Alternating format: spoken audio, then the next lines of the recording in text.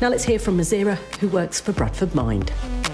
So I do usually wear a hijab or a headscarf. So for example, if I was to walk into the hospital looking a certain kind of way, and they might not know or they won't know my background and the job and the role that I have, it's kind of like they'll speak down to you almost, I've noticed, or they assume you don't speak English, or they'll assume that you don't have as much knowledge as you do have of the health and care system.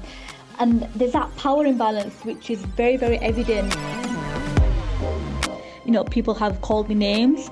People have thought, because of the colour of my skin, that I wouldn't be as competent as other people. And I remember once actually going to London, being quite young, and this wasn't too shortly after the bombings.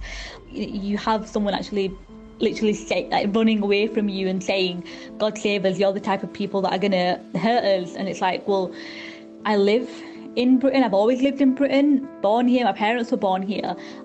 How much do I have to prove that I'm British, that I do belong in this country? Both of these women are trying to make a difference with the work that they do across West Yorkshire.